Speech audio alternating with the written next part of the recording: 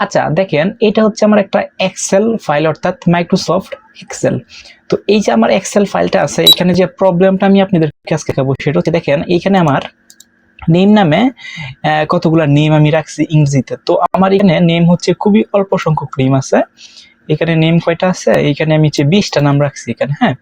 So খুব কম সংখ্যক name. এখন এই যে নামগুলা যেন আছে, সব প্রত্যেকটা নাম কিসে আসে, ইংরেজিতে আছে।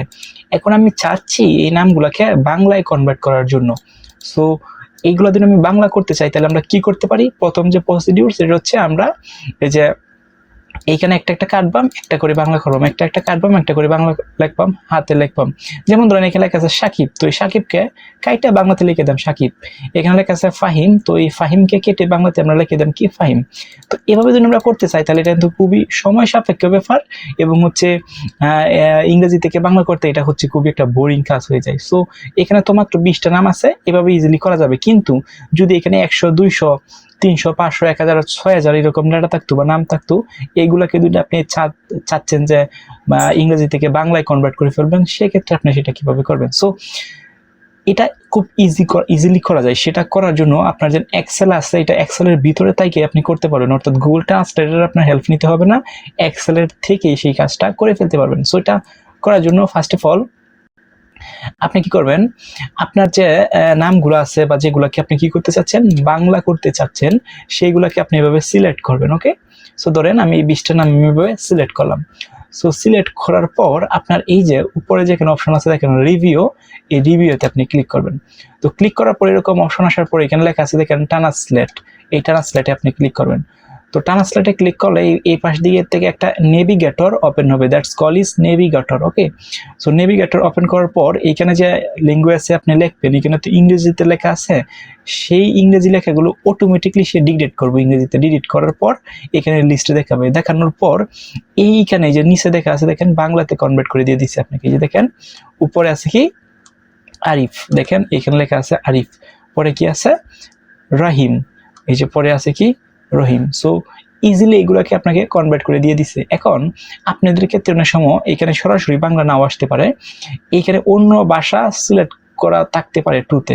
সো আপনি যদি অন্য ভাষা সিলেক্ট করা থাকে, সেখানে আপনি এই এরোসিনেতে ক্লিক করবেন, ক্লিক করার পরে আপনি বাংলাটা খুঁজবেন, খুঁজে বাংলা সিলেক্ট করে দিবেন, তাহলেই হচ্ছে ইংরেজি থেকে বাংলায় চলে আসবে। ওকে, সো বাংলায় আসার পর এখন আপনি এগুলো কিভাবে এখানে ইনসার্ট করবেন বা লিখবেন, একটা একটা করে কি এখানে লিখবেন, কপি করবেন না, এটা করা দরকার নেই। আপনারা কি করবেন, সিম্পলি এখানে একটা ক্লিক করবেন, ক্লিক করার পর কন্ট্রোল+A দেয়া সিলেক্ট করবেন। ওকে, কন্ট্রোল+A দিয়ে আপনি কি করবেন, সিলেক্ট করবেন। সো সিলেক্ট করার পর আপনি কি করবেন, আপনার হচ্ছে আপনার ডেস্কটপে একটা নোট ফাইল নেবেন, হ্যাঁ, টেক্সট ফাইল নেবেন। তো আমি নিলাম টেক্সট ফাইল, নেওয়ার পর এখানে আমি যেগুলো কপি করছি এগুলোকে আমরা কি করলাম, এখানে পেস্ট করে দিলাম, হ্যাঁ, পেস্ট করে দেওয়ার পরে সেভ দিলাম। ওকে, সেভ দেওয়ার পর এটাকে আমি মিনিমাইজ করলাম, মিনিমাইজ করার পর আমি আবারও মাইক্রোসফট ওয়ার্ডে, মাইক্রোসফট এক্সেলে গেলাম, যাওয়ার পরে এটা আমি কেটে দিলাম ট্রান্সলেটটা।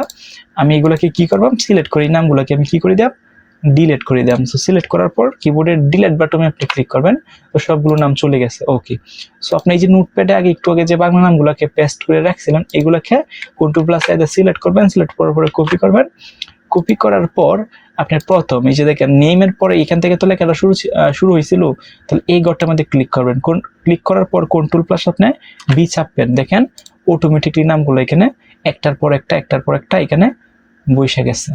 সো দেখছেন খুব ইজিলি কিন্তু এই কাজটা আমরা করে ফেলতে পারি। এখন একটা প্রবলেম হচ্ছে যে আমরা কেন এখান থেকে কপি করিয়া আমরা কেন নোটপ্যাডে রাখলাম, নোটপ্যাড থেকে আবার কপি করি আমরা কেন এখানে রাখলাম। সো আমরা এইখান থেকে কপি করে সরাসরি এখানে বসাই দিতে পারবো কিনা, না, আপনি যদি এভাবে বসাই দেন তাহলে হচ্ছে মাইক্রোসফট এক্সেলে সে বুঝতে পারবে না যে নামগুলোকে নিচে নিচে বসবে কিনা। সে কি করবে, আপনি যদি এই যে নেভিগেটরটা যে সময় অন হবে, নেভিগেটর থেকে যে সময় আপনি কপি করবেন, তখন কিন্তু আপনি এখানে একটা ঘরের মধ্যে ক্লিক করে পেস্ট মানে কন্ট্রোল+B দেন, তাহলে কিছু এই যে নামগুলো যে আছে এই নামগুলো তো নিচে নিচে আসবেন, এটা পাশাপাশি পাশাপাশি বসে যাবে। দ্যাটস ওয়াই আপনার এখান থেকে কপি করিয়া আপনার যে কোনো কিছু রাখবেন, যেমন একটা টেক্সট ডকুমেন্ট ওপেন করে নোটপ্যাডে রাখি, এখানে রাখিয়া কপি করবেন, কপি করার পর এখানে রাখার পরে এখান থেকে কপি করিয়া দেন মাইক্রোসফট এক্সেলের সবগুলো সিলেক্ট করে ডিলিট করে প্রথম ঘরটার মধ্যে ক্লিক করে পেস্ট করে দিবেন, মানে কন্ট্রোল+B চাপবেন, তাহলে দেখবেন এগুলো অটোমেটিকলি নিচে নিচে বসে গেছে। সো আশা করি এই ট্রিক্সটা আপনারা কাজে লাগাবেন কাজের ক্ষেত্রে।